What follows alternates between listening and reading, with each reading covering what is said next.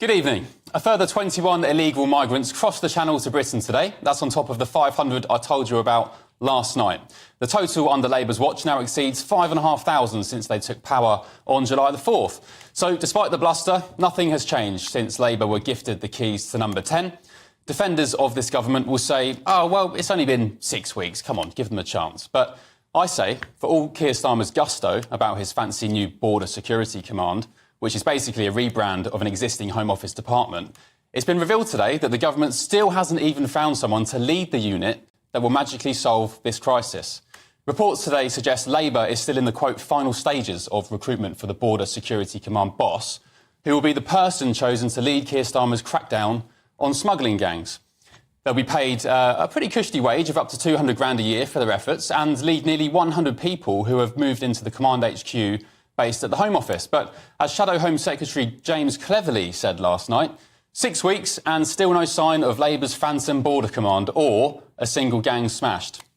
So they better get a move on, because it appears we struggle to rid ourselves of violent migrants once they do hit our shores. It was also revealed today that the Kurdish man Sinhir, trying to kill a London commuter by pushing him onto tube tracks, was in fact a sex crime migrant already facing deportation from Britain for a litany of criminal behaviour. Brashaw, who's 24, shoved the stranger onto the tracks as a train approached in February because he thought he gave him a dirty look. Yes, that's all it took. He was recently convicted of attempted murder for that behaviour, but the truth is, he shouldn't have even been here in the first place. Shawsh had 12 convictions for 21 offences, including assault, antisocial behaviour and outraging public decency. The Home Office did try to deport him, but he lodged an appeal with the Immigration Tribunal, which was still ongoing at the time of the attack. As you can see it again here, a train just seconds away from killing him. So it makes you wonder, doesn't it? Just what the hell do you have to do to get deported from Britain these days? Let's get the thoughts of my panel. Businessman and Brexiteer Ben Habib, political campaigner Jonathan Lis, and communications chief at the Institute of Economic Affairs, Reem Ibrahim. Good evening to you all. Good evening, how are you? Very well, I'm very good, yes, thank you for joining me. So look, what do you have to do to get deported from Britain these days, if not a string of convictions like that wrong we saw at a Circus tube station? It's absolutely absurd. I think it really is the Home Office's fault. I mean, the fact that these particular people are allowed to stay, despite the fact they have a litany of criminal backgrounds. And actually, the point of the matter is, this is not a lone case. There are so many people out there in this country roaming the streets that are capable of doing horrendous things like this. And Ben Habib, what about Labour's border command? You know, this rebranded unit in the Home Office, which is going to magically solve the Well, the question I've got for Labour are, where are the people smuggling gangs? The people smuggling gangs aren't in the United Kingdom. They're based in Europe. So you would need your border command to have the right to go into Europe, identify who these smugglers are, and then use whatever criminal justice system that we would have the right to use in European territory to take them to account. And are you making a case for increased cooperation with the European Union at all? Because I know of an organisation where that would have been absolutely seamless, where our officers could have gone and coordinated with each other absolutely brilliantly. When we were in the EU, we never actually... The point I'm making... Well, we were part of Europol. The point I'm making is that the domestic agencies which they've brought together for this Border Security Command work entirely in the United Kingdom. These smugglers are all in Europe. Yeah. The Europeans have already tried to identify these smuggling gangs. They've already tried to shut them down. It's like whack-a-mole. You can't do it. And the reason we have illegal migration, and the only reason we have illegal migration, is because no one is prepared to enforce their borders. The Italians aren't prepared to do it, the Balkan states aren't prepared to do it, Greece isn't prepared to do it, and neither is any silly country that has the stupidity to join the Schengen zone prepared to enforce their borders. So without borders, once you're into Italy, you find it no problem at all to get to Calais. It's not about people smuggling gangs. It's about the ability to travel freely through Europe. You get on a dinghy, and then you're faced with Border Force, which has all the strength of a tea-serving service with a Kit Kat a warm blanket, and then the promise of a 4-star hotel when you land on the shores of the United Kingdom. You end up with wrong'uns like that guy. And that is our border force. Come on, Ben, come on, Ben, come on. Come on, that's what happens. I'm sorry. People are not being put up in the Hilton, okay? Like we can either have a serious conversation about this, where we talk about the facts, or we can kind of have a rabble-rousing chat where we kind of just deal in stereotypes. I don't think that's particularly helpful. Do you agree the Schengen zone is not helpful? No, I don't think the Schengen zone is unhelpful, and I also think it's a little bit offensive to tell sovereign governments that their actions are stupid. They are not sovereign. Jonathan, they're not sovereign. They think they are sovereign. They are not sovereign. The minute you take your borders down, I don't think it helps to kind of insult the partners that you need to say that they're in the wrong political systems, because, my God, they can level that charge against us quite successfully. You take your borders down, you face the consequences of not having borders. As I said to you minutes ago, actually, within the EU, there were very, very good mechanisms for dealing at an EU level with this issue, which you have already identified requires the European, because it's also a European problem. Really? If that was true, then when we were in the European Union, we wouldn't have had these problems. But that isn't the case, is it, right? When we were in the European Union, we still saw this huge influx of migrants. Well, actually, it's got a lot worse since.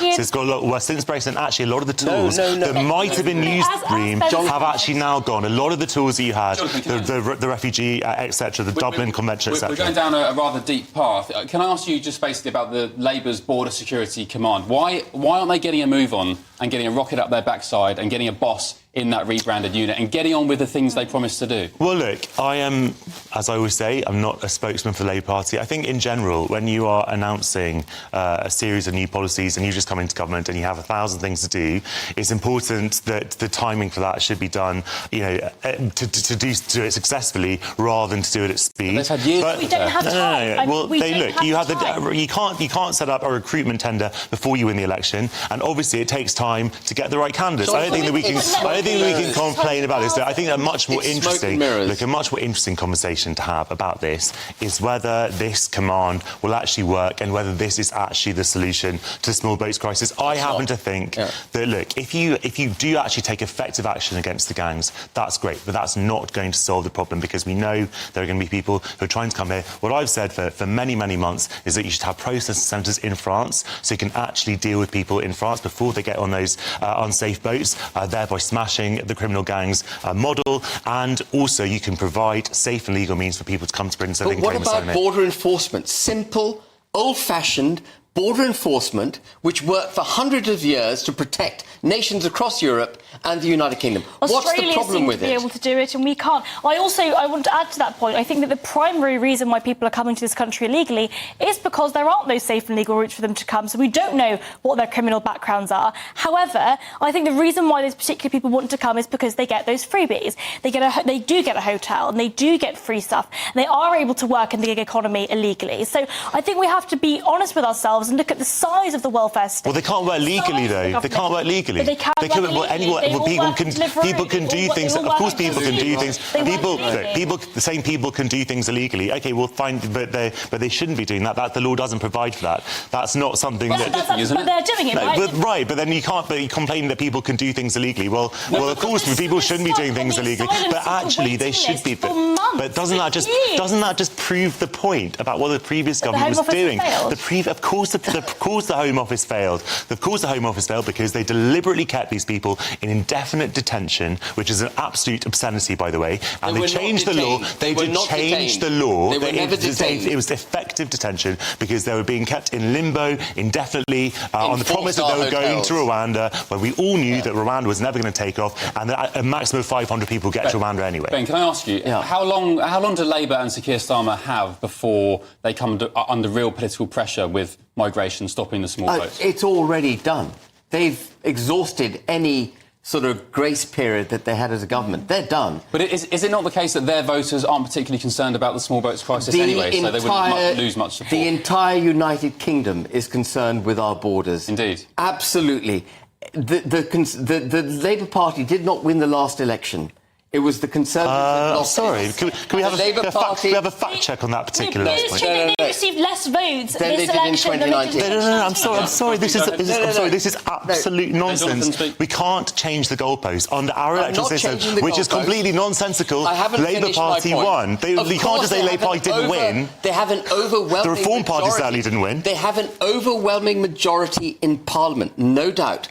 But they do not have popular support. Yes. And small C Conservatives, which are right across the political spectrum, left, middle and right, all want our borders enforced. They are proud of this country, they want to protect this country, and it is people like the Labour Party, and particularly Keir Starmer, who is basically, in my opinion, anti-British. What a ridiculous thing to say.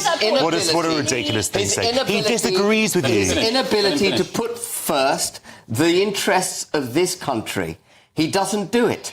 He is interested in some kind of global agenda, and immigration isn't on the list of his... Why do right-wing people always say this? right-wing. But no, I'm sorry, right-wing. Ben. Why can't we just say across this panel that people have a different conception of what is in the national interest? That's why you compete for election. That's why people either let you... You can't... But Ben, it's a really important point. It's a really important... You cannot have a nation without borders. Jonathan, you can't have a nation without borders. For you to call your opponents anti-British, I find really offensive. Starmer is anti-British. I'll say it again and again and again. I would never call you anti-British, even though I think that your vision for Britain is absolutely horrendous. I would never call you anti-British. Last word to you, 20 seconds. It's perfectly reasonable to have that particular perspective and to actually believe that Starmer is an anti-British, because ultimately, if you don't believe that he is aligning with your vision, that's a perfectly reasonable response to have. And if you don't believe that immigration is being restricted and you see what's happening across our country, you can claim that the person leading it does not care about the country's future. Absolutely. Yeah, and I'm sorry, Keir Starmer hasn't even got the courage to address the concerns of people who are worried about migration and the change of their culture and society. He just brands them all as far right. No, that's not true, Ben. It's not. No, sorry, Ben. We have to debate in facts. He did not say that people who are concerned about migration were far right. That is a lie. That is a lie. He said that the people who are turning up to torch asylum hotels and to throw bricks at mosques were far right, because they are. But we have to be absolutely clear on this. People who are concerned about immigration are not far right. I would never say that. No one sensible would say that. I'm glad you're not on that bandwagon. Thank you very much, Reem, Ben Habib, Jonathan Lis. Fiery start. Yes, indeed. We'll return shortly.